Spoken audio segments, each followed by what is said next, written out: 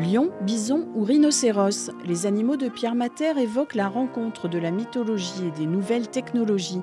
Des créatures fantastiques qui envahissent son atelier où le sculpteur alsacien s'est installé il y a une dizaine d'années. Je viens d'une famille d'ouvriers, c'était dans le textile. Donc mon père était contremaître et était un espèce de bricoleur fou. Donc j'ai baigné dedans, moi, la mécanique, j'ai baigné dedans tout petit. Tiens. Plusieurs mois sont nécessaires à la fabrication d'une sculpture en bronze selon la taille du modèle. Ce matin-là, Pierre Mater travaille sur Minotaurero, le fruit d'une rencontre entre le Minotaure et un torero. À l'origine, j'ai fait le modèle en pâte à modeler. En intégrant là, il y a un peu de tout. Il y a des jouets de gamins, il y avait un proto de robot, 6 axes, enfin, il y a toutes sortes de pièces. Après ça, quand tout est assemblé, meulé, poncé très légèrement, on fait une patine à chaud qui a une oxydation du métal. Donc là, il reste le nitrate de cuivre, le nitrate de fer. On charge avec des pigments et c'est le nitrate qui fixe le pigment en fait. C'est des noirs, des verts de gris, des rouges, des jaunes, des oranges, etc. Clin d'œil à George Orwell et à sa ferme des animaux qui se rebellent contre le fermier.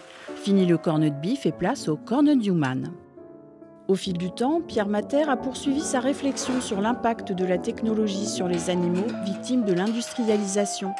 Ses sculptures allient le bronze et les rebuts d'une usine de métallisation. Robinets, raccords proviennent d'une ancienne laiterie.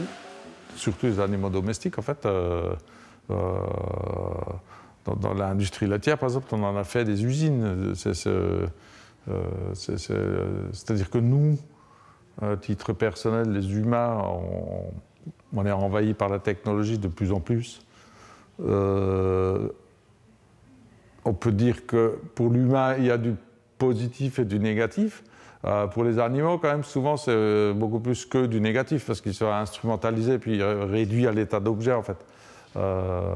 Donc il faut que l'humain fasse attention à ne pas se retrouver dans la même situation que l'animal.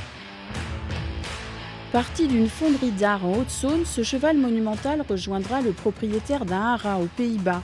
Le transport, une problématique importante pour la dizaine de collectionneurs de Pierre Mater dans le monde et les galeries qu'il expose à New York, Londres ou Singapour.